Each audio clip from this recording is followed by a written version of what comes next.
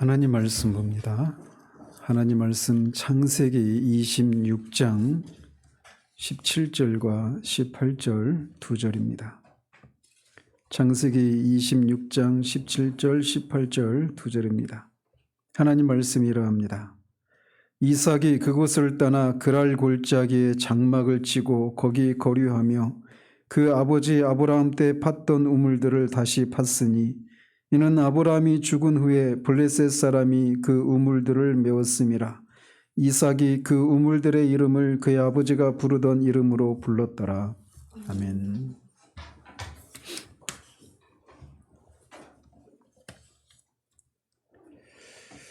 지난주까지 우리는 현대 블레셋 사람들이 교회가 생명을 누리지 못하도록 막아놓은 기독교의 진수가 되고 중추적인 그런 진리들이 무엇인가에 대해서 살폈습니다. 그래서 살아계신 하나님의 주권과 역사하심의 그런 교리를 믿지 못하게 하거나 또는 성경이 하나님의 말씀이라고 하는 것을 믿지 못하게 하는, 그래서 성경을 하나님의 말씀이 아니라 인간의 이성에 의해서 받아들일 건 받아들이고 받아들이지 않을 것은 받아들이지 않는 이런 일을 했다라는 것이죠. 그러는 동안에는 교회가 결코 생명을 누릴 수 없다라는 거예요. 또 하나님의 진노 아래에 있는 인간의 비참함의 교리에 대해서도 현대 블레셋 사람들은 사람들로 하여금 이 진리를 믿지 못하도록 했다라고 말씀을 드렸습니다. 또 믿지 못하게 한 건 아닌데 이 교리를 기독교 진수가 되는 그런 진리를 오염시키는 일도 현대 블레셋 사람들은 했다라고 말씀드렸습니다. 그래서 그런 교리들 중에는 예수 그리스도의 인격과 그가 하신 일에 대해서 오염시켜 버리는 겁니다. 예수 그리스도를 이 세상을 구원하시기 위한 구원자요 하나님의 아들로 믿는 것이 아니라, 그리고 그의 사역의 핵심적인 사역은 십자가의 대속의 죽으심인데 그것을 오염시켜서 예수 그리스도를 사회 개혁을 꾀했던 그런 혁명가로 본다든지, 또는 예수 그리스도를 사랑의 화신으로 본다든지 등등의 예수 그리스도의 성경에서 말하고 있는 대로 예수 그리스도의 인격과 사역을 믿지 못하는 그 일부분 또는 왜곡시키는 그런 일을 했다라는 거죠.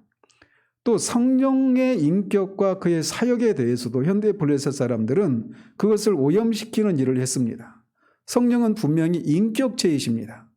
그렇기 때문에 어떤 영향력이나 능력이 아니라 인격체이신데 그것을 오염시킨다든지, 특별히 성령의 그런 세례에 대해서, 부흥은 결국 개인적으로 말하면 성령 세례를 받는 것이고 그것이 집단적으로 일어나는 것이 부흥이라고 말을 할 수 있는데, 이 성령 세례를 중생하는 것과 같은 것이다라고 말하는 식으로 성령을 소멸하는 그런 일을 했다라는 것이죠. 그러는 동안에는 개인적으로든지 또는 교회적으로든지 부흥을 우리가 기대할 수 없다라는 겁니다. 또 하나가 지난주에 살핀 것처럼 중생의 교리, 그 다음에 이신칭의 교리에 대해서도 현대 블레셋 사람들은 오염시키는 일을 해왔다라는 겁니다. 그러는 동안에는 결코 우리가 부흥을 경험할 수 없다라고 하는 것을 말씀드렸어요. 다시 한번 말씀드리지만 저는 로이드 존스의 이런 이 통찰력이 굉장히 놀랍다라고 하는 얘기를 하지 않을 수가 없습니다. 누구나 벌어지고 있는 어떤 현상이 이게 지금 요즘 우리가 뭐가 문제다, 어떤 일이 문제다, 어떤 일어나고 있는 문제가 무엇인가에 대해서는 우리가 쉽게 알아챌 수 있습니다. 그러나 그런 문제가 일어나는 원인이 무엇인가를 진단하는 것은 이거는 굉장히 쉽지 않은 그런 일이에요. 그래서 우리가 어떤 병을 치료할 때도 마찬가지죠. 대증 치료를 할 것이냐, 그러니까 증세를 치료하는 데 집중할 것이냐, 아니면 그런 증세가 나타나는 근본적인 원인을 잡는 그런 치료를 하느냐, 이렇게 나타나는 그런 증세를 치료하는 접근 방식이 다른 것처럼 교회에서 일어나고 있는 이런 어떤 현상에 대한 분석 자체도 그런 식으로 접근하기가 쉽다라는 겁니다. 그래서 대증 치료하는 것처럼 증세를 완화시키기 위한 어떤 그런 피상적인 접근을 시도하기가 쉽다라는 거예요. 여러분들은 오늘날 우리가 한국교회에서 한국교회의 여러 가지 문제들에 대한 얘기들을 종종 듣습니다. 특히 이제 코로나가 지금 2년이 지나가면서 몇 번 말씀드렸지만 100만에서 150만 명 정도의 이 교인들이 빠져나갔다고 합니다.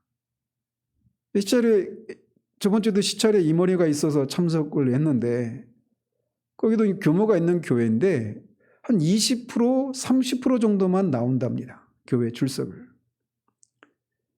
근데 그런 것이 거의 대부분의 교회에서 일어나고 있는 거예요. 150만 명이면 거의 4분의 1, 5분의 1 정도의 그런 숫자가 빠져나간 거예요. 그런 현상들에 대해서 걱정하고 염려하는 것은 누구나 할 수 있습니다. 근데 그 원인이 뭔가라고 하는 것을 접근할 때 다분히 로이드 존스처럼 기독교의 진수가 되고 중추적인 그런 진리의 문제로 접근하기보다는 어떤 외적인 어떤 데서 원인을 찾으려고 하는 그런 시도를 하기가 쉽다라는 겁니다. 그러는 동안에는 근본적인 해결책을 찾을 수가 없고 그런 어떤 현상을 타개할 수가 없다라는 것이죠.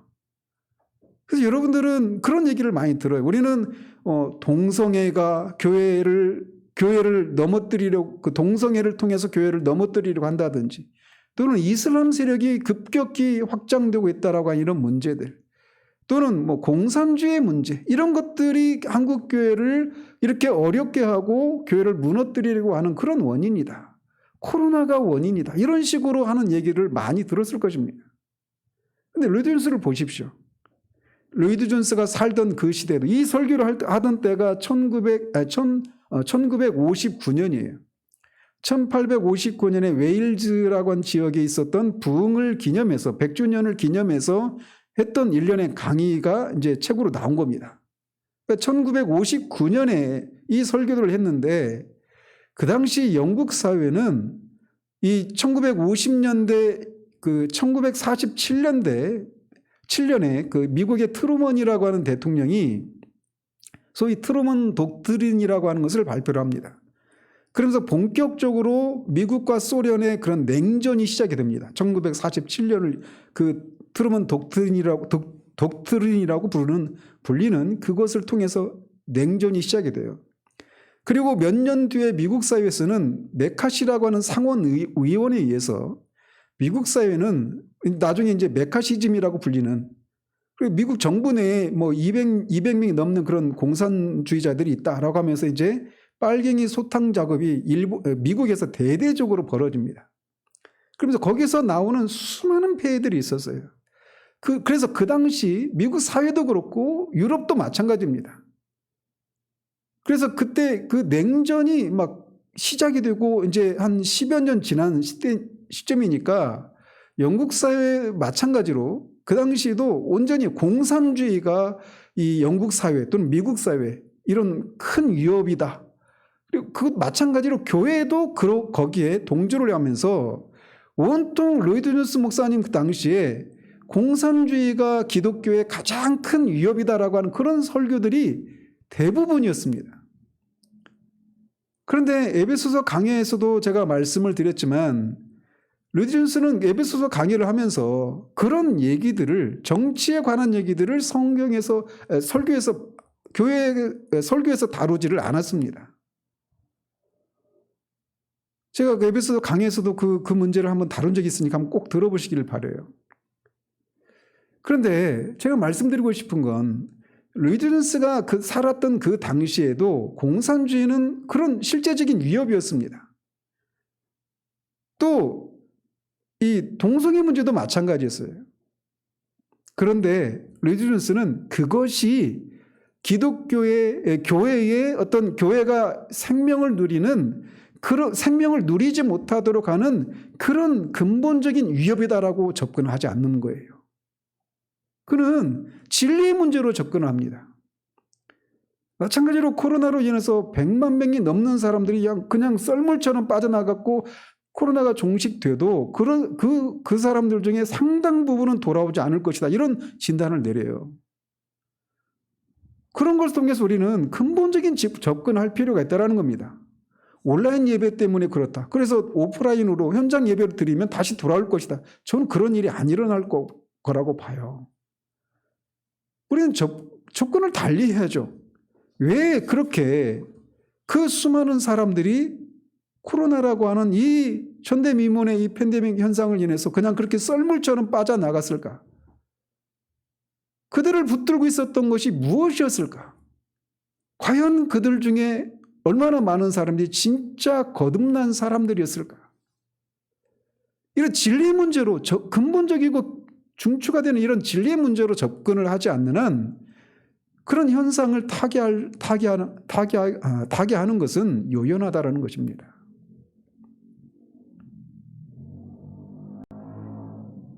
제가 주목하고 싶은 것이 바로 이거예요.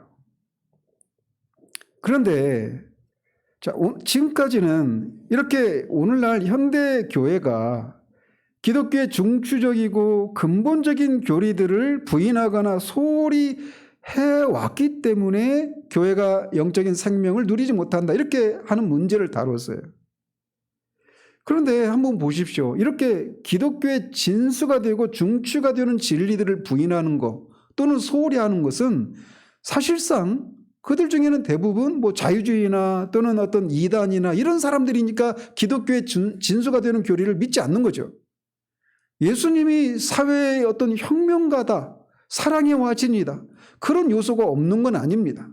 그러나 예수 그리스도는 십자가의 대속의 죽으심을 통해서 저나 여러분을 구원하시기 위해서 오신 구원자시라고 하는 이 핵심적인 진리를 부인하는데 그게 과연 교회라고 할 수 있을까요? 교회라고 할 수가 없단 말이에요. 참된 교회라고 할 수 없단 말입니다. 즉 지금까지 우리는 이단에 속하거나 소위 정통적이지 못한 곳에서 벌어지고 있는 일들을 다루어왔다, 이렇게 말할 수가 있는 거예요.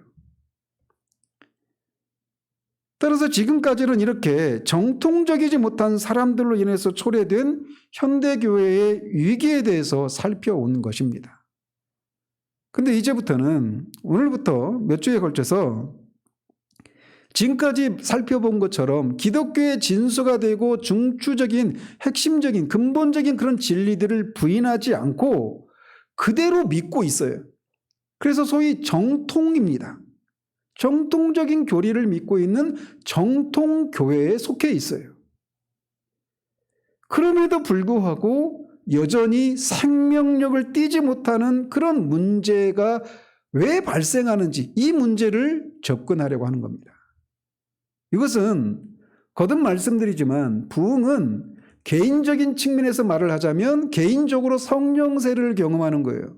개인적으로 오순절 때 일어났던 그 성령 세례를 개인적으로 받는 것이라고 할 수 있습니다. 그것이 집단적으로 일어날 때 부흥, 이렇게 부르는 거고, 그래서 부흥이라고 하는 것은 개인적으로도 얼마든지 경험할 수 있는 겁니다.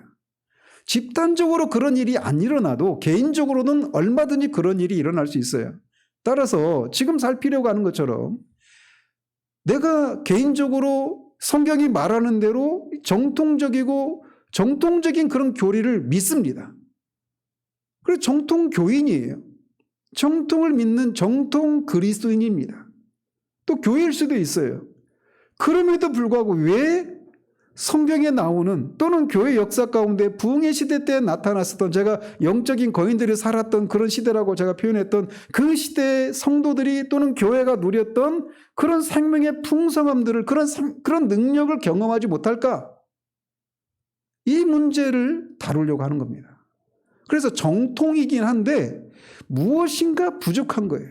무엇인가 결함이 있는 그런 정통이라고 하는 이 주제로 오늘 살피려고 하는 겁니다.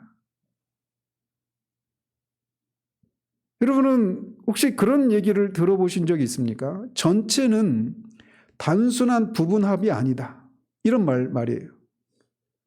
그러니까 에스겔 선지자가 그 마른 뼈 환상을 보잖아요. 그 마른 뼈들이, 그 마른 뼈들이 있었는데 그 마른 뼈들이 그 에스겔 선지자가 태어나니까 이 마른 뼈들이 막 뼈와 뼈가 만나죠. 그리고 살 입혀져 가지고 그렇게 사람의 모양을 갖추고 있습니다. 그런데 뭔가 거기 부족하죠. 생기가 들어가기 전까지는 멀쩡합니다. 그 사람으로서 필요한 그런 그 오장육부, 그런 오장육부와 이런 것들이 다 갖춰져 있긴 한데 생명이 없는 거예요.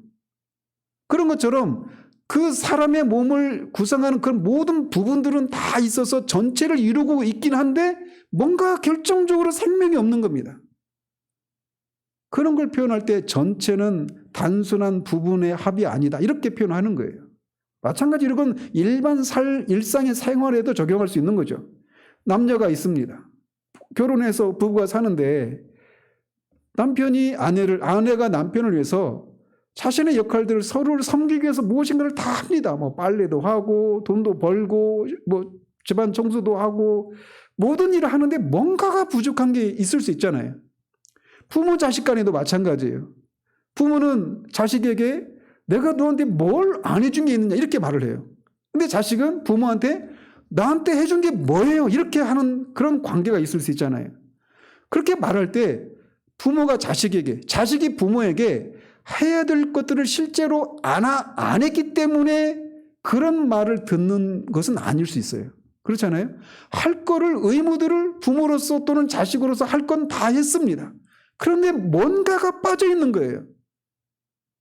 그 결정적인 거, 이게 빠져 있는 겁니다. 그렇기 때문에 부모 자식 간에 마땅히 누려야 될 그런 사랑과 연합과 이런 것들을 누리지를 못하는 거예요. 관계들 속에서 부분적으로 해야 될 그 모든 부분적인 요소들은 다 갖춰져 있지만 그거를 다 앞에 놔도 뭔가, 그래서 모양은 다 갖춰졌지만 결정적으로 뭐가 빠져 있는 거예요. 그래서 그 관계를 온전하게 풍성하게 누리지 못하는 일이 일어나는 것처럼 기독교인으로서, 그리스도인으로서 또는 교회로서 마땅히 믿어야 할 그런 진리들을 다 믿습니다. 그런데 뭔가 그런 생명을 누리질 못하는 거예요. 그게 그 원인이 뭐냐? 이 문제를 다루는 겁니다. 첫 번째로 로이드 존스는 이렇게 진단을 합니다. 참된 교리를 인격이 서야 할 자리에 세웠기 때문이다, 이렇게 진단을 해요. 그러니까 이 교리를 다 믿는데 그 교리는 교리이고 그 교리가 가리키고 있는 인격체와 관계를 맺고 그 인격체와 그런 교제를 나누는 대로 이어지지 못하는 채로 교리를 그냥 믿는 겁니다. 이게 무슨 차이인지 아시겠죠? 그래서 제가 몇 주 전에도 존 라일 감독의 그런 얘기를 말씀드린 게, 인용을 해드렸는데 기억이 나십니까? 이런 거예요. 다시 한번 들어보십시오. 이거는 진짜 아무리 강조해도 지나치지 않아요. 잘 보십시오. 주 예수는 실제로 살아계신 인격이라고 하는 것을 영원한 진리라고 명심하라. 나는 오늘날 많은 신앙 고백자들이 주님의 인성을 잊고 있음을 안타깝게 생각한다. 그들은 구주에 대한 말보다는, 구주니까 인격입니까? 어떤 교리입니까? 인격이잖아요. 그들은 구주에 대한 말보다는 구원에 대한 말을 많이 한다. 또 구속자에 대해서보다는 구속에 대한 말을 많이 하며 예수에 대해서보다는 칭의에 대한 말을 많이 하며 그리스도의 인격에 대해서보다는 그리스도의 행위에 대한 말을 많이 한다. 이것은 큰 잘못으로서 오늘날 많은 신앙 고백자들의 신앙이 메마르고 활기가 없는 이유를 설명해 준다. 제가 이거를 이 설교 동영상 그 밑에 댓글로 이분의 얘기를 남겨놓도록 하겠습니다. 제가 이 설교 시간에 다 인용을 못 해드리겠는데, 이런 식으로 우리가 마땅히 믿어야 할 그런 정통 교리를 믿는데 그게 궁극적인 목적이 아니잖아요. 교리는 그 교리가 말해주고 있는 그 일을 하신 분에 대해서 우리가 알고 그분과 관계를 맺고 교제를 나누는 것, 그것이 신앙의 궁극적인 목적이란 말이에요. 그래서 영생은 유일하신 참 하나님과 그가 보내신 예수 그리스도를 아는 것이라고 말하잖아요. 하나님에 대해서 아는 것이 아니라 하나님을 아는 겁니다.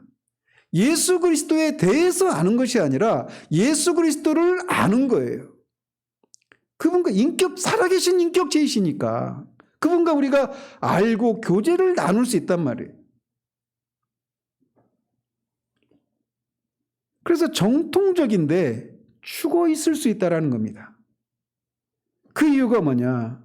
어떤 진리에 대해서 정의를 내리고 교리에서만 머물게 될 때 그런 일이 일어날 수 있다는 거죠. 교리의 목적은 교리 그 자체가 목적이 아니라 교리가 가리키는 인격을 알고 그 인격과 교제하는 것에 있습니다. 그런데 그 사실을 잊은 채 지극히 이성적이고 지적인 관심에만 머물러 있게 될 때 이런 일이 발생하는 거예요. 그래서 폴 오셔 목사가 얘기하기를 교리는 그것 자체가 목적이 아니라 하나님을 만나기 위한 수단이다 이렇게 얘기를 하는 거예요. 그래서 저 같은 설교자들이 빠지기 쉬운 위험이 있는데 그게 뭐냐? 교리를 설교하는 것과 교리적으로 설교하는 것의 차이를 잇는 겁니다. 전 여러분이 알아채셨겠지만 제 설교는 다분히 교리적입니다. 교리적인 것과 교리를 설교하는 것은 달라요. 제가 말씀드리고 싶은 건 이겁니다. 교리를 순전히 이지적이고 기계적인 방식으로 교리를 설교할 수 있다는 거예요. 더 쉽게 말씀드리면 그 교리가 가리키고 있는 인격체이신 성부 하나님, 성자 하나님, 성령 하나님을 향한 갈망과 추구와 더 알고 싶어하고 그분과 교제를 더 깊이 나누기를 원하는 그런 대로 이어지지 않는 방식의 교리 설교가 있을 수 있다는 거예요. 그래서 그런 교리들을 알 때 남들은 알지 못하는 그런 교리들, 내 안에서 정리되지 않은 채 쪼가리 떠다니던 어떤 그런 신앙 지식들 이런 것들이 교리 설교를 통해서 어떤 그 서말 구슬이 꿰어지는 것처럼 뭔가 머릿속에서 정리가 되어지고 몰랐던 지식을 얻고 이런 데서 오는 그런 기쁨이 있을 수 있습니다. 여러분이 일반 학문을 공부할 때도 마찬가지죠. 수학을 풀 때도 그렇고 수학 풀 때 기쁨을 누리지 못한 분이 대부분이실 수도 있는데 우리가 수학을 풀 때도 그런 게 있잖아요. 막 복잡한 그런 논리적인 사고의 과정을 통해 가지고 결국 어떤 문제의 답을 딱 도출해냈을 때 오는 그 쾌감이 있잖아요. 일반 학문을 할 때도 마찬가지예요. 그 쾌감 못 느껴보신 분들이 있을지 모르겠는데 수학은 그것 때문에 하는 거거든요. 논리적인 사고를 하기 위한 학문이 수학이거든요. 지나가면서 말씀드리면 저는 이거를 학교 다 끝나고 나서 알았어요. 수학이 그런 학문이라고 하는 것은 너무나 뒤늦게 안 거죠. 그러니까 제대로 가르쳐 주신 분이 없었던 거예요. 또 막 핑계를 또 다른 분에게 돌리는 그런 것일 수도 있는데 어쨌든 우리가 일반 학문을 수학뿐만이 아니죠. 우리가 뭐 사회든지 뭐 윤리든지 철학이든지 무엇이든지 간에 일반 학문을 공부할 때 그 어떤 사실들을 어떤 진리를 깨닫는 데서 오는 그런 기쁨이 있을 수 있어요. 그렇잖아요. 그러니까 읽는 거잖아요. 책을 읽고 배우는 거잖아요. 뭔가 동의가 잘 안 되는 것 같아요. 그래서 제가 말씀드리고 싶은 건 지적으로 우리가 어떤 깨달음을 얻고 정리된 지식을 갖는 데서 오는 그런 기쁨과 그 진리가 궁극적으로 가리키고 있는 그 인격체를 알고 그분과 교제를 나누고 하는 것에서 오는 그런 기쁨과는 다르다라는 겁니다. 그런데 많은 경우에 전자의 부분에서만 머물러 있는 경우에 그렇게 영적으로 기계적이고 메마르고 생명을 누리지 못하는 일이 발생할 수 있다는 거예요.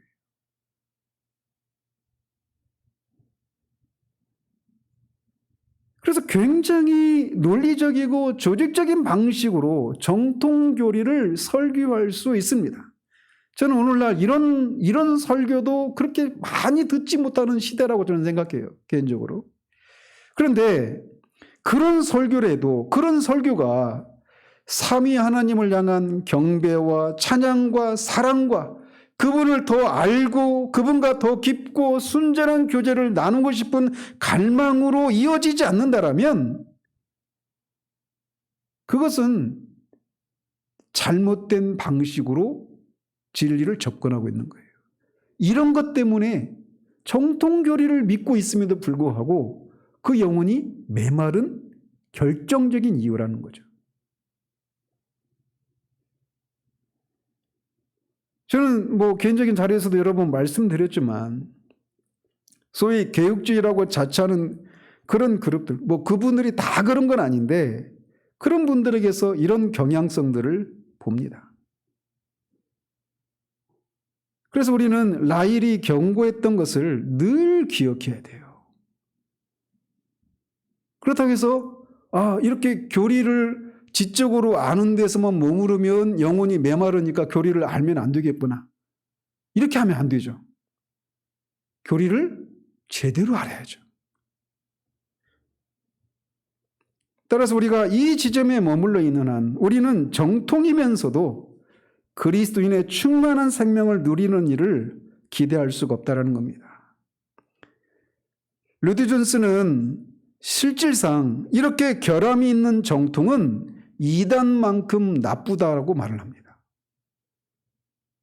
감히 우리는 그렇게 생각 못 하잖아요.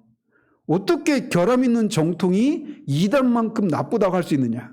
근데 그는 그렇게 말을 해요. 왜? 그런 정통, 결함 있는 정통은 아무 소용이 없기 때문이다라는 겁니다. 우리는 이성적이지 우리가 믿는 진리가 비이성적이고 비합리적인 진리가 아닙니다. 저는 이 얘기도 굉장히 우리가 살고 있는 이 시대에 특히 저는 한국교회 그런 신앙의 풍토에서 이것을 굉장히 많이 강조해야 된다고 생각해요. 뭘 말씀드리려고 하는 거냐면 기독교의 반지성주의. 뭔가 기독교인이 하나님을 믿는 이 신앙에 대해서 이성적이고 그러니까 어떤 사람이 신령하다고 생각하냐면 지성적이고 이지적인 그런 합리적인 그런 사고를 하는 사람보다 어떤 사람이 더 신령하다고 생각하냐면 기도 많이 하고 뭔가 신비로운 체험을 많이 하는 사람, 영적인 사람, 그런 사람을 신령하다고 생각해요. 물론 신령한 사람은 그런 신비로운 체험도 하고 초자연적인 그런 것도 경험할 수 있습니다. 그러나 반대로 초자연적이고 신비로운 체험들을 많이 했다고 해서 그 사람이 신령한 사람이라고는 할 수가 없어요. 그렇지 않은 경우도 있어요. 왜? 그들의 행위나 그들의 말이나 그들의 어떤 판단을 보면 도무지 이성적이지 않고 너무나 비이성적이고 비합리적인 그런 행동과 말과 선택을 하는 것들을 보거든요. 기독교인이 된다라고 하는 것은 반지성주의자가 되는 게 아닙니다. 성경에는 우리의 지성으로 이해할 수 없는 부분이 분명히 있어요. 삼위일체. 이번 주에 배우셨죠? 성부, 성자, 성령 하나님이셔요. 근데 삼위래요. 세 인격체가 계셔요. 그러면 세 하나님 이렇게 말을 해야 되는데 한 하나님이래요. 1 플러스 1 플러스 1 플러스가 1 이렇게 말하는 거잖아요. 숫자적으로 풀면. 그 완전히 비이성적이고 비합리적인 거죠. 근데 그거를 우리는 비이성적이다, 비합리적이다 말하지 않아요. 지금 우리의 이성으로는 알 수 없지만 하나님께서 그 존재 방식을 온전히 이해하게 하시는 때가 옵니다. 그런 거는 초이성적인 거죠. 비이성적인 것과 이성을 초월하는 것은 다른 개념이란 말이죠. 그런데 그렇게 이성적으로 다 설명할 수 없고 이해할 수 없는 그런 진리 영역들이 분명히 있어요. 삼일체 교리나 예수 그리스도 이 한 인격 안에서 신성과 인성이 그렇게 연합되어 있는, 분리되거나 구분되지 않고 또는 혼합되지 않은 채 신성과 인성이 그렇게 구별된 채로 연합을 이루고 있는 한 인격체에서 이것도 우리 이성으로는 알 수가 없는 거예요. 그리스도를 믿는 신자들은 지금 여기 있는데 하늘에 앉혀져 있대요. 이걸 우리가 어떻게 이해할 수 있어요? 근데 성경이 우리에게 말해주잖아요. 이처럼 우리가 이성적으로 지금의 우리의 이성으로는 제한된 이성으로는 알 수 없는 그런 영역이 분명히 있습니다. 기독교의 진리에는. 그러나 기독교인이 모든 영역에서 비이성적이고 비합리적인 그래서 그런 것들을 다 그냥 영적인 것으로 다 덮어버리려고 하는 이런 풍토들은 우리가 배격해야 되는 거예요. 기독교인이 된다라고 하는 것은 반지성주의자가 되는 게 아닙니다. 그런데 우리가 또 주의해야 될 게 있어요. 뭐냐? 지성주의에 대한 위험입니다. 말씀드린 것처럼 기독교의 진리를 다분히 지성적인 차원에서만 머물러 있는 거예요. 지적으로만 아는 겁니다. 그 진리가 가르치고 있는 인격체를 알고 그분과 교제를 나누고 그분을 더 알고 갈망하고 추구하고 이런 대로 이어지지 않는 거예요. 이 두 가지가 같이 가야 된단 말이죠.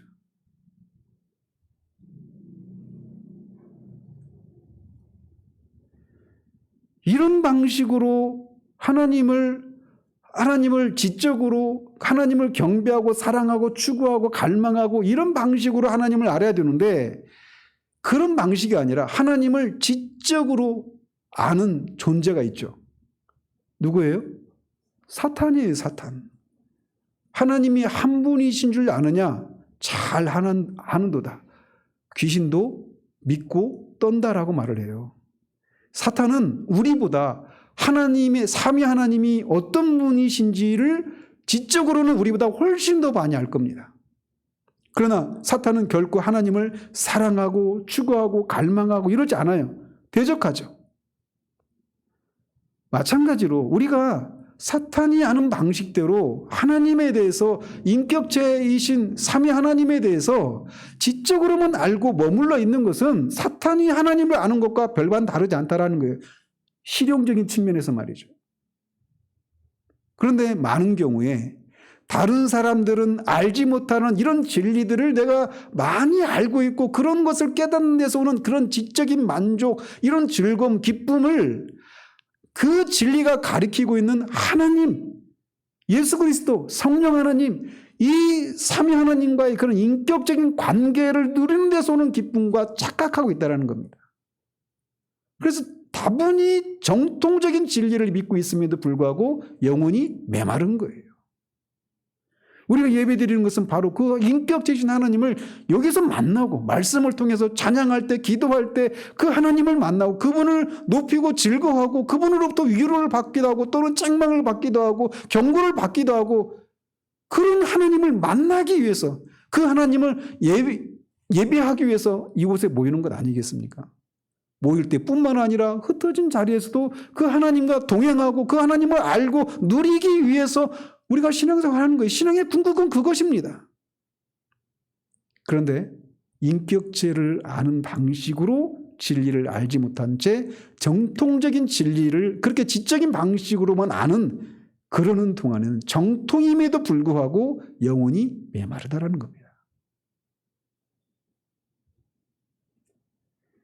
또 한 가지 이유가 있다면 교리를 균형 있게 강조하지 않는 것이라고 로디 존스는 진단합니다. 교리에 대해서 관심을 가져야 되는 것은 매우 중요합니다. 거듭 말씀드리지만 그리스도인들은 무엇인가를 믿는 사람들이에요.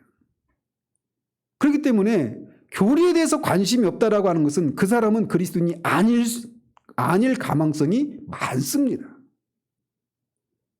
내가 뭘 믿는지도 모르는 채 그저 어떤 신앙생활 하면서 기도하고 어떤 기독교적인 그런 삶을 살면서 무엇인가 어떤 그런 믿는 신앙을 통해서 내가 액을 면하고 화를 면하고 복을 누리는 것이 신앙의 전부라고 생각하는 것은 그런 생각을 갖고 있는 사람들에게는 꼭 예수를 믿어야 할 필요가 없는 거예요. 불교를 통해서도 그것을 추구하고 그렇게 기대할 수 있잖아요. 그리고 때로는 귀신도 사탄도 그들이 원하는 것을 주기도 합니다. 그러니까 그들이 그렇게 붙어 있는 거죠. 그런 영역에서도. 그러나 기독교는 마땅히 믿어야 할 어떤 진리들을 믿는 사람들이에요. 그렇기 때문에 나는 교리는 관심이 없어. 그 사람의 신앙을 심각하게 의심해 볼 필요가 있는 거예요. 그렇기 때문에 교리에 대해서 관심을 가져야만 합니다. 내가 뭘 믿는지를 알아야 되니까. 내가 열심히 하나님을 섬긴다고 했는데 잘못된 방식으로 하나님을 섬길 수 있잖아요. 나는 열심히 기도한다고 했는데 한 번도 하나님이 그 사람의 기도를 들은 적이 없어요. 난 네 기도를 들어본 적이 없다라고 할 수 있잖아요. 난 열심히 하나님을 예배한다고 예배했는데 너는 한 번도 나를 예배한 적이 없다라고 말씀하실 수 있잖아요. 그렇잖아요. 나는 열심히 하나님을 섬겼다고 하는데 한 번도 하나님이 나는 너로부터 섬김을 받은 적이 없다 이렇게 말씀하실 수 있잖아요. 그렇다면 어떻게 하나님을 섬기는 것인지, 어떻게 기도해야 되는 것인지, 어떻게 예배해야 되는 것인지, 참 하나님이 받으시는 예배가, 기도가, 또 섬김이 무엇인지 이런 내용들을 알아야 되잖아요. 그렇기 때문에 교리에 대해서 관심을 반드시 가져야만 합니다. 그런데 중요한 것은 이렇게 교리에 대해서 관심을 가질 때 어떤 한 부분만을 강조하는 방식으로 교리를 알아서는 안 된다라는 거예요. 예를 들면 오늘날과 같은 경우에는 온통 사람들의 관심이 예언에 관심이 많습니다. 그래서 제가 개인적으로 말씀드렸는지 설교에서 말씀드렸는지 지금 제가 헷갈리는데 그 연말쯤에 또 신년을 앞두고 사람들은 뭘 합니까? 신년 운세 이런 걸 보잖아요. 토정 비결 막 이런 거. 그래서 그 연말을 지나선지 앞두고인지 유튜브에 이렇게 들어가서 우연히 보다가 2020년, 22년 대한민국을 향한 하나님의 예언 이런 것들이 굉장히 많이 유튜브에 퍼지고 있더라고요. 근데 이제 자칭 선지자라고 하는 사람들이 그렇게 예언을 하는 거예요.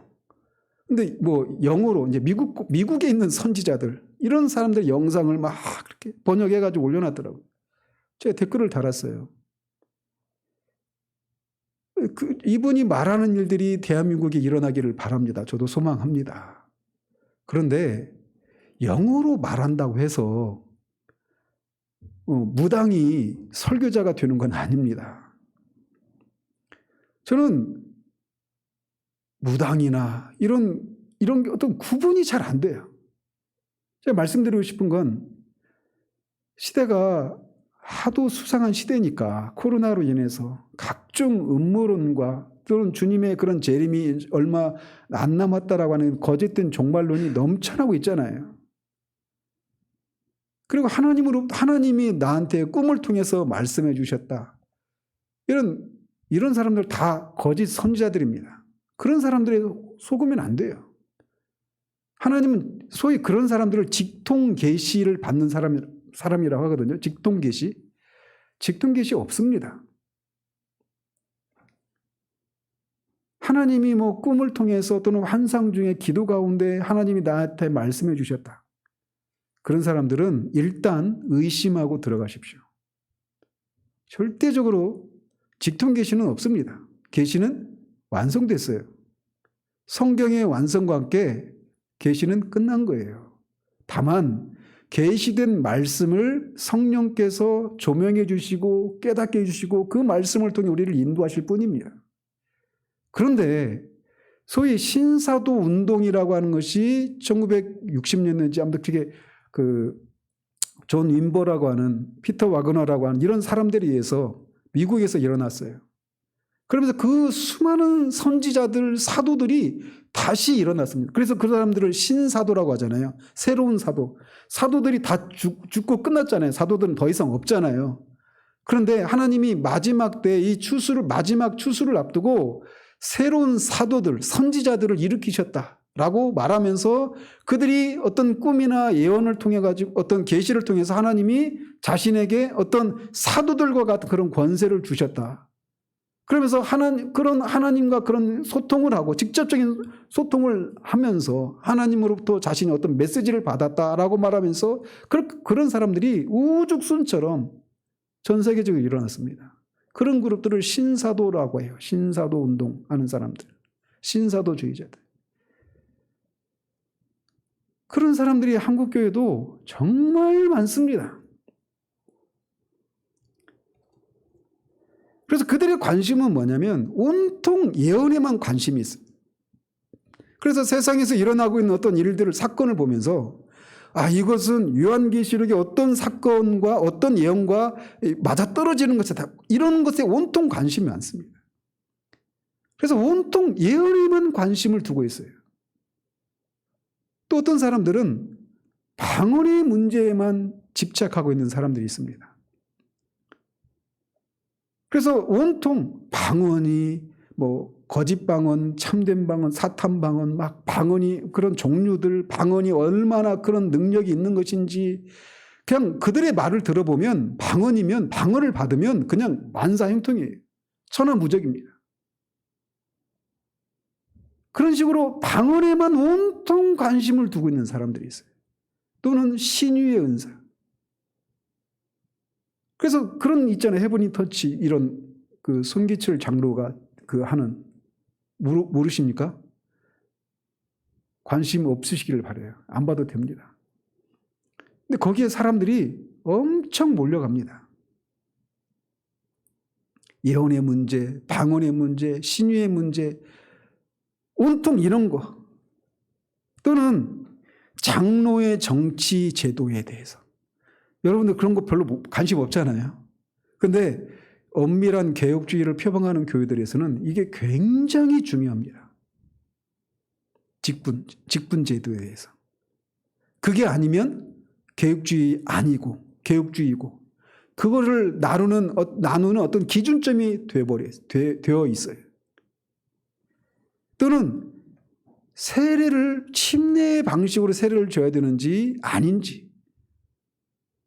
그래서 침례로 세례를 주지 않으면 이 사람들은 우리와 교제할 수 없는 사람 이런 식으로 한다라는 거죠. 예배 순서에 대해서도 마찬가지입니다.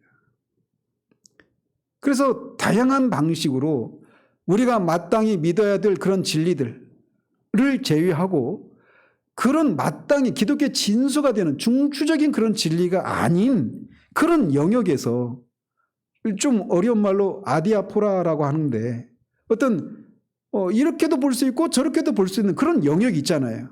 이런 영역에 있어서 이게 이렇게 안 믿으면 개혁주의가 아니고 이렇게 믿어야만 개혁주의고 이렇게 안 믿으면 이렇게 실체하지 않으면 성경적이지 않고 비성경적이다. 이렇게 말하는 데까지 가버린단 말이죠. 그래서 이렇게 교리를 균형 있게 알지 않고 어떤 한 부분만 강조하면서 그것에 의해서 전체를 판단하려고 하는 이런 자세를 가지고 있는 동안에는 영적으로 생명의 풍성함을 누릴 수 없다는 거예요. 이런 견해들은 결국은 교회의 분열을 가져오고 궁극적으로는 성령을 소멸하는 데로 이어졌다라고 하는 것이 교회 역사가 우리에게 말해주고 있는 바입니다. 우리는 교리에 대해서 균형을 유지해야 합니다. 그래서 우리를 볼 때 사람들이 우리가 어떤 교리에 관심을 가지고 있는 사람인가라고 하는 인상을 주는 방식으로 우리를 알지 않게 해야 돼요. 그래서 우리가 입만 열면 예언, 입만 열면 방언, 입만 열면 신유 이런 말을 하는 사람이라고 하는 인상을 주는 것이 아니라 사람들이 우리를 볼 때 하나님을 예수 그리스도를 알고 그분을 갈망하고 그분의 사랑에 감격해서 그분을 다른 사람에게 소개시켜주고 싶어하는 그런 인상을 주는 사람이어야 한다는 것입니다. 우리가 성령의 인도하심을 받고 있는 사람이라고 하는 그런 인상을 주는 사람이어야 하는 거예요. 교회 역사는 사람들이 균형을 잃어버리고 어떤 한 가지에 사로잡혀서 회개라 되어버렸을 때 성령이 소멸되고 교회가 생명력을 잃어버렸다라고 하는 것을 우리에게 교훈해 주고 있습니다. 이어서 정통이면서도 교회가 생명력을, 개인도 마찬가지입니다. 개인도 생명력을 누리지 못하는 또 다른 이유가 있다라면 교회에 대한 결함, 교회에 대해서 결함이 있는 교리를 붙잡고 있을 때라고 르이존스는 진단합니다.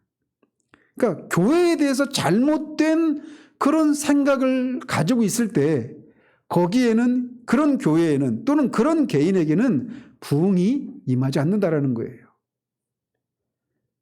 그래서 교회에 사람들이 모이지 않으니까, 교회로는 사람들이 모이지 않으니까 교회 밖에 중립지대에서 대형 집회를 가지고 거기에 사람들이 모이도록 하자라고 하는 그런 방식, 또는 사람들이 한두 명 모여서는 안 되고 많은 사람들이 모여야만 거기에 사람들도 오고 거기에 또 하나님의 성령께서도 오시니까 그런 집회를 가져야 된다라고 하는 그런 생각들입니다. 또는 얼마 전에, 지금도 그런지 잘 모르겠어요. 얼마 전에 한국교회에 알파 코스라고 하는 것이 유행을 했었습니다. 들어보셨습니까? 알파 코스라고 하는 게 뭐냐면, 기본적인 생각은 뭐냐면 교회의 문턱이 너무 높다라는 겁니다. 교회 문턱이 너무 높으니까 교회 문턱을 낮추자라는 거예요. 누구의 눈높이에? 교회 밖에 있는 불신자들의 눈높이에 교회 문턱을 낮춰야 한다는 겁니다. 그러니까 교회에 담배 피우고 술 마시고 나쁜 짓 하는 그런 죄인들이 들어오기에는 너무 교회 문턱이 높으니까 그런 사람들이 교회에 들어와도 그런 어떤 그 윤리적인 도덕적인 수준이 너무 높은 데서 오는 그런 위화감이나 이런 꺼려하는 마음, 뭔가 불편한 마음, 이런 것들을 없앨 수 있도록 교회 예배 형태나 교회의 어떤 구조나 교회에서 부르는 노래나 이런 것들을 그들의 눈높이에 맞추자라는 거예요. 그래서 알파코스에서 뭐 유행가도 부르고 막 그러는 겁니다. 위화감을 없애기 위해서. 어떤 교회는 교회 안에 흡연실을 따로 뒀어요.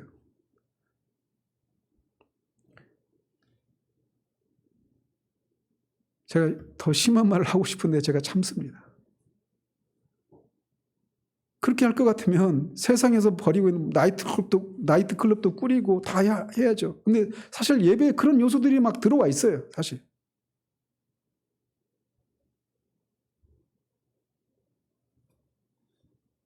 이런 식으로 그렇게 해서 교회 안으로 교회 밖에 있는 사람들을 끌어와야 한다라고 하는 생각들.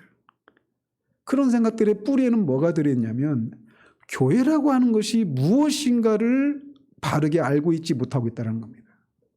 그렇게 해서 교회 밖에 있는 사람들을 끌어올 수 있겠죠. 그래서 교인들이 늘어날 수도 있겠죠. 그런데 그 사람들이 정말 회심을 해서 자신의 죄를 회개하고 예수 그리스도를 자신의 구주로 믿고 하나님을 섬기는 그런 진정한 그런 회심의 역사가 일어나는 것과 교회 안에 사람들이 들어오는 것과는 별개란 말입니다. 교회는 하나님을 섬기도록 부르심을 받은, 세상에서 구별해서 부르심을 받은 사람들의 모임입니다. 그래서 거룩한 무리예요. 구별된 존재들입니다. 구별된 존재들이 모이는 곳이 거기가 교회인 거예요. 그렇기 때문에 교회는 기본적으로 거룩한 공동체인 거죠. 근데 이 거룩만을 강조하면 밖에 있는 사람들이 위화감을 느끼고 부담스럽고 나 같은 사람은 거기에 끼지 못한다는 이런 생각들을 가지니까 그들의 눈높이에 낮추자 교회가 무엇인지를 알고 있지 못하기 때문에 그런 생각을 하는 겁니다. 근데 이게 한동안 한국교회에 막 정말 대유행을 쳤어요. 대부분의 교회가 목사들에 의해서, 목사들의 소위 목회 철학이라고 하는 것에 의해서 교회의 어떤 그 방향성들이 정해지잖아요. 그렇잖아요. 그러니까 목사가 이렇게 하자면 하는 겁니다. 왜요? 그런 것들, 어떤 선택이나 이런 것들에 대해서 교인들이 그것들을 성경적으로 분별하고 통찰할 수 있는 그런 능력이 부족하니까. 목사님이 어려우니 알아서 하겠어. 이렇게 하면서 가는 겁니다. 그러다가 교회를 신천지로 통째로 넘기는 교회도 생기는 거예요. 그냥 따라가는 겁니다. 그래서 나는 처음에는 정통 교단에 속했던 교회였는데 목사님이 신천 이단에 빠져가지고 그게 진짜 진리인 줄 알고 거기에 현혹되어서 목사가 신천지로 가니까 그 교인 전체가 다 따라가는 겁니다. 소경이 소경을 인도하면 둘 다 구덩이에 빠집니다. 그렇기 때문에 저는 여러분에게 기대하는 게 뭐냐면 저도 마찬가지예요. 우리 각자가 성령의 그런 조명하심을 통해서 말씀을 바르게 깨닫고 그 깨달은 진리로 그리스도께서 자신의 것이라고 주장하지 않는 한 채 영역도 없다라고 아브라함 카이퍼가 말하잖아요. 즉 그래서 정치, 경제, 사회, 문화, 예술 이런 모든 영역들을 성경적인 그런 통일적인 그런 세계관과 그런 통찰력을 가지고 바르게 분별하고 바르게 선택하고 바르게 사는 그런 사람들이 되는 것이 저의 목적입니다. 그리고 하나님이 저를 이곳에 세우신 이유가 바로 그 이유예요. 여러분들 한 사람 한 사람이 제가 없어도 성경이 있고 성경의 저자이신 성령의 그런 조명하심과 인도하심을 통해서 말씀을 바르게 분별해서 각자의 삶의 영역에서 성도다운 삶을 살아가는 겁니다. 그게 우리가 이 땅을 살아가는 최종적인 목적이에요. 그 삶의 양상은 다르게 나타나겠죠. 살아가는 삶의 양태가 다르니까. 그러나 궁극적으로는 똑같아요. 본질이. 그렇기 때문에 여러분이 내가 그런 사람이 되어지기를 소망하면서 말씀을 듣고 배우기를 힘써야 되는 겁니다. 저를 통해서 여러분이 말씀을 듣지만 언젠가는 저도 떠날 거 아니겠어요? 그렇지 않아요? 제가 어디 청빙을 받아 간다는 얘기가 아니에요. 하나님이 저를 옮기시면 제가 이 땅에 존재하지 않을 수도 있는 거잖아요. 제가 목회를 언젠가는 끝날 거 아니겠어요. 근데 여러분이 그렇기 때문에 스스로 독립할 수 있는 그런 사람이 되어야 하는 거예요. 범사에 그리스도의 장성한 분량에까지 자라야 하는 거예요. 주님을 믿는 그 지식에서도 우리가 계속 자라가야 합니다. 그런데 말씀드린 것처럼 그 지식이라고 하는 것이 지적인 것에 만족, 지적인 어떤 정보를 얻고 얻은 그 정보들을 통합할 수 있는 그런 능력을 얻는 거기에서 머무르면 안 됩니다. 그 지식이 가리키고 있는 삼위 하나님, 인격체이신, 살아계신 인격체이신 하나님을 알고 그분과 동행하고 교제를 나누는 데까지 이어지는 그런 지식을 여러분이 소유해야 되는 거예요. 그렇게 우리의 각자가 그렇게 준비된 채로 세상으로 나가서 그 세상과 애들 말로 맞짱을 뜨고 맞서서 싸우면서 이기는 삶을 살아가야 되는 거예요. 가정주부의 삶을 살아도 우리는 그렇게 살아야 되는 겁니다. 어쨌든 교회라고 하는 것은 하나님이 그렇게 세상으로부터 장차 멸망할 그런 세상으로부터 우리를 구별해내서 하나님을 섬기도록 구별된 사람들의 모임, 그래서 거룩한 공동체가 교회란 말이에요. 그래서 그런 사람들이 두세 사람이 있어도 거기에 주님이 함께 하시겠다라고 했단 말입니다. 그렇기 때문에 우리가 비록 숫자가 얼마 안 되어도 여기에 주님이 함께 하시고 주님이 우리와 하셔서 이 모임 자체가 교회일 수 있는 거예요. 수백 명, 수천 명, 수만 명이 모여야 교회가 되는 게 아닙니다. 신앙의 그 위력은 얼마나 유력한 사람들이 많이 모여 있느냐에 따라서 능력이 크고 적고가 가려지는 게 아닙니다.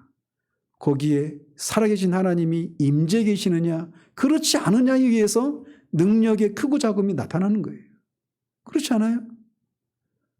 비록 적은 사람들의 모임이라 하더라도 거기에 하나님의 성령이 임재하시고 그런 분명한 하나님의 임재가 드러나고 그 하나님의 임재 앞에서 거룩하신 하나님의 임재 앞에서 자신의 죄인됨을 깨닫고 자신의 그 상하고 찢긴 마음으로 자신의 죄를 자복하고 예수 그리스도를 믿어서 그런 죄 용서를 받고 의로 따움을 받은 자들이 누리는 그런 기쁨과 삶의 그런 희열들, 그런 삶의 능력을 누리는 사람들이 있는 곳, 거기가 바로 능력이 있는 곳 아니겠어요?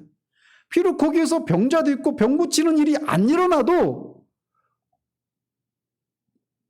거기가 참된 교회가 아니냐고요. 교회에서 우리는 얼마나 잘못된 생각을 가지고 있는지 모릅니다. 그러니까 작은 교회는 힘이 없는 교회다 이런 생각하는 거예요. 힘의 근원이 뭐냐는 겁니다. 재정입니까? 사람 수입니까? 그 모인 사람들이 사회적인 지위입니까? 아니잖아요. 거기 하나님이 계시느냐라는 거잖아요. 아멘이시죠? 전 그래서 제가 할 수 있는 거예요.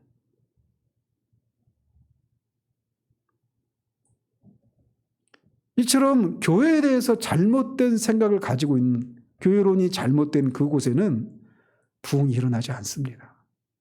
마찬가지로 개인에게도 마찬가지예요. 그래서 혼자 믿는 오늘날 이 코로나로 인해서 더 그런 사람들이 많아졌죠. 나는 교회는 안 나가지만 그리스도인이다. 가나안 성도라고 하잖아요. 안 나가의 반대, 가나안. 이런 사람들이 코로나 전에도 한 200만, 100만 단위로 있다고 얘기했단 말이에요. 근데 코로나로 인해서 그 숫자가 2배 이상은 뛰었을 거예요. 그리고 코로나가 이 시국이 끝나도 그런 사람들 그렇게 머물러 있을 겁니다. 근데 기억하십시오. 그런 분들이 다 구원받지 못한 사람이라 제가 그렇게 매도할 수 없습니다. 구원 여부는 하나님만이 아시니까. 그러나 한 가지 분명한 사실은 장작불이 활활 타오르는 장작불에서 그거를 하나를 빼서 장작 하나 빼서 밖으로 옮겨 놔 보십시오. 얼마 가지 않아서 꺼지고 맙니다. 같이 있을 때 활활 타오르는 거예요. 그래서 성경은 혼자 믿는 신앙은 없다라고 말을 하는 겁니다. 나 혼자서도 개인적으로 큐티하고 개인적으로 유튜브 그런 온라인 시대니까 인터넷 시대니까 그런 다른 교회 가서 다른 교회 설교도 듣고 그렇게 할 수 있습니다. 그런 분들이 저는 거듭 말씀드리지만 구원받지 못한 사람이라고 말씀드리는 게 아니에요. 그러나 같이 모여서 같은 어떤 한 공동체에 속해서 그렇게 같이 하나님을 섬기고 하는 데서 오는 그 영적인 힘이라고 하는 게 있습니다. 성경은 그래서 모이기를 힘쓰라고 말을 하는 겁니다. 혼자 믿는 신앙은 없어요. 거기에서 그 물에서 떨어져 나가면 잠시는 불이 붙어 있지만 얼마 시간이 지나지 않아서 꺼지고 맙니다. 교회론이 우리 시대같이 교회론이 정말 절대적으로 제대로 된 성경적인 교회론이 필요한 시대가 이 시대만큼 더 부각된 시대가 없다고 생각해요. 성경은 그런 성도가 아니라고까지는 말하지 않지만 그들이 가지고 있는 교회론이 잘못되었다라고는 분명히 말합니다. 모여야 합니다. 공동체에 속해 있어야 돼요. 그래야 여러분이 무엇인가 도움을 받고 도움을 주기도 하는 과정을 통해서 그리스도 안에서 자라가고 그리스도를 통해서 하나님이 주시고자 하시는 그런 신령한 복을 그런 교제를 통해 누릴 수 있게 되는 거예요. 만약에 이 설교를 듣는 분 중에 이 밖에 있는 분이 있다라면 이런 생각을 가지고 밖에 있는 분이 있다라면 빨리 어떤 공동체에 참된 그런 교회의 기준인 그런 기준에 맞는 교회를 찾아가셔야 돼요.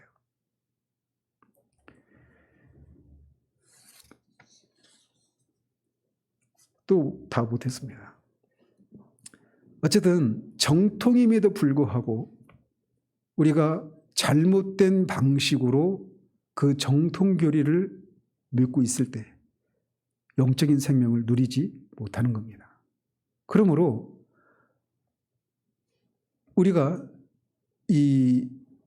내가 분명히 개혁주의 교회에 속해 있고 그래서 정통 그런 신앙을 고백하고 있는데도 내가 그런 성경에서 말하고 있는 또는 그런 영적인 거인들이 그들이 살았던 그 시대, 그 사람들, 그 교회, 그 성도들이 누렸던 그 영적인 그런 생명의 풍성함을 누리지 못하겠다라면 내가 믿고 있는 것이 아니라 내가 믿고 있는 것을 결함 있는 방식으로 믿고 있는 건 아닌지 돌아봐야 합니다.